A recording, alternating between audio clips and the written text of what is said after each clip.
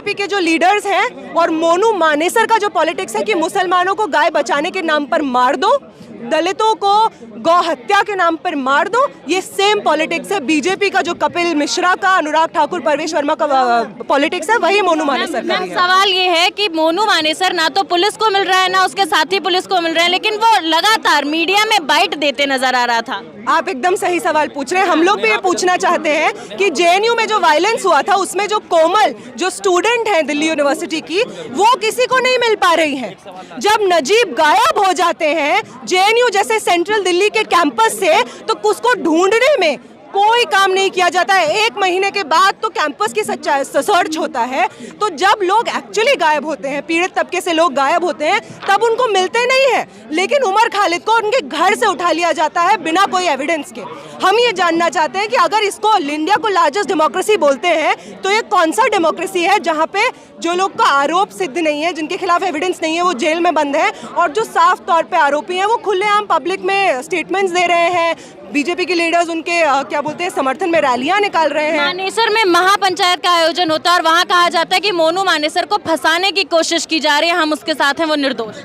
वैसे तो कुलदीप सेंगर के लिए भी निकाला गया था कि हमारा विधायक निर्दोष है, यति नरसिंहानंद के लिए भी निकाला गया था कि हमारे उनको कुछ मत बोलिए। तो मतलब क्वेश्चन ये नहीं है कि ऐसा किया जा रहा है, ऐसा एकदम किया जा रहा है।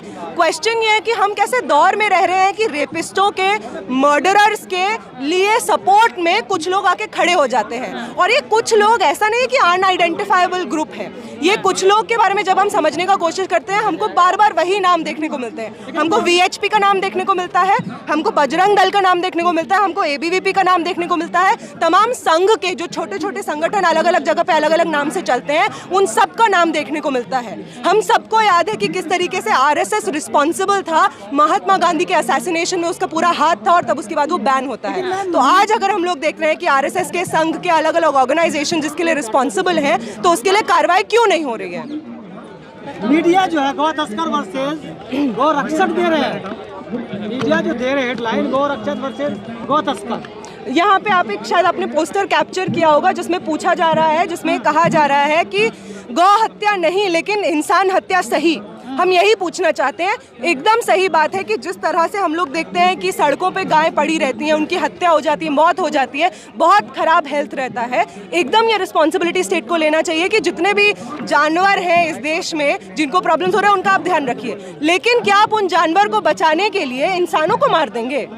क्या हम इस दौर में पहुंच गए हैं कि इंसानों को मारा जा सकता है? ऐसा कानून बनना चाहिए कि मुसलमान जो है गाय को हाथ ना लगाए, ना उसको रखे ना पाले, ऐसा मांग करते हैं। ऐसा तो चाहते हैं, संघ के लोग चाहते हैं कि इस तरह का बात बोले, लेकिन आप कभी देखिएगा ये कभी पॉसिबल हो नहीं पाएगा, क्योंकि जिस दिन इस तरह ये इम्प्लीमेंट हो जाए उनका धंधा बंद हो जाएगा। उनको प्रॉब्लम इस चीज़ से नहीं है कि गाय का क्या हालत हो रहा है। अगर उनको इस चीज़ से प्रॉब्लम होती तो अलग अलग स्टेट्स जो क्लेम करते हैं कि हम लोग गाय को बचाना चाहते हैं, वो शेल्टर्स बनाते, काउ शेल्टर्स बनाते। काउ शेल्टर्स जो जितने यूपी में, हरियाणा में है, वहाँ पे कितना फंडिंग जाता है, इसके ऊपर बहुत सारा कामकाज है कि वहाँ पे गाय पड़ी हुई है, उनकी मौत हो रही है, इतने सारे डिजीजेस हो रहे हैं। तो गाय का बात नहीं है, बात इस चीज का है कि दलित कैसे सांस ले रहा है इस देश में, हिंदुत्व के देश में दलित कैसे सांस ले रहा है, मुस्लिम कैसे सांस ले रहा है, ये भी लोग सवाल कर रहे हैं। बिल्कुल कर रहे हैं। जो यूट्यूब चैनल वो नाम से चलाते हैं, उसमें तो ओपनली पोस्ट करते हैं कि देखिए आज हम लोग इतने सारे लोगों को पकड़े, इतने सारे गायों को हमने बचाया है, और एकदम वो अपना वायलेंस को एडवोकेट करते हैं। जो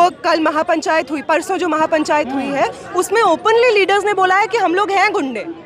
तो अगर आप मान ही रहे हैं आप गुंडे, तो आपका जगह भी वहाँ होना चाहिए जो गुंडों की होती है, जेल में। तो आप जेल में जाइए अगर आप गुंडे हैं तो। अगर कोई गौ तस्करी कर भी रहा है तो ये कितना सही है कि आप उसको जो है इस तरीके से मौत के घाट उतार दे रहे हैं? क्या कानून को अपने हाथ में लेना इतना आसान हो गया है? यही सवाल है कि मॉब जस्टिस जो मतलब नॉर्म हो चुका है। किसी को लगता है कि ट्रेन में कोई अगर इंसान जा रहा है, लगता है कि मुसलमान जैसा दिख रहा है, तो उसके साथ छेड़छाड़ हो सकती है, उसका हैरेसमेंट हो सकता है, उसको मारा पीटा जा सकता है। अगर कोई रास्ते में मुस्लिम इंसान आपको जाता हुआ दिख रहा है, उसका वायलेंस हो सकता है। कोई दलित इंसान अगर किसी गाय के साथ पकड़ा गया, वो चाहे वो कुछ भी कर रहा हो उसके साथ में, डायरेक्ट आप उसको मारा जा सकता है। तो ये जो लेजिटिमेसी मिल गई है इस तरीके के anti social, anti Muslim, anti people, anti constitution, anti democracy तत्वों को, कि वो खुले खुलेआम मौत के घाट उतार सकते हैं लोगों को, और स्टेट और पुलिस कुछ नहीं करता है। पुलिस जो आरोपी है उनका नाम वापस ले लेता है, हरियाणा गवर्नमेंट संरक्षण प्रोवाइड करती है एक लॉ बनाने के नाम पे कि हम लोग तो काऊ बना बचाएंगे हम लोग करके।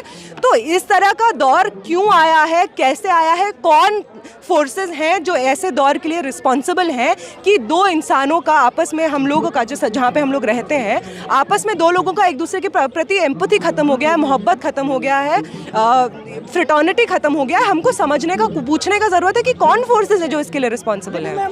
भाजपा का दोहरा रवैया क्यों है? साउथ में कुछ और, नॉर्थ में कुछ और बाकी हिंदी पट्टी एरिया में जहाँ हिंदी भाषी लोग हैं वहाँ कुछ और। क्योंकि उनका दोहरा इसलिए है क्योंकि उनको सच में उनको कोई चिंता थोड़ी है गाय बचाने की, उनको कोई चिंता थोड़ी है हिंदू महिलाओं की जिनके नाम पे वो बार बार कहते हैं कि मुसलमान तो लव जिहाद करते हैं, उनको मार दो। उनको कोई चिंता नहीं है। और ये बात साफ झलकती है जब आप खुद कह रहे हैं कि वो अलग अलग स्टेट्स में, अलग अलग राज्यों में अलग अलग रवैया अपनाते हैं। हमको समझ में आता है, हमको समझ में आता है कि जहाँ जिस राज्य में जो हथकंडा अपनाने की ज़रूरत है सत्ता को पाने के लिए, वो हथकंडा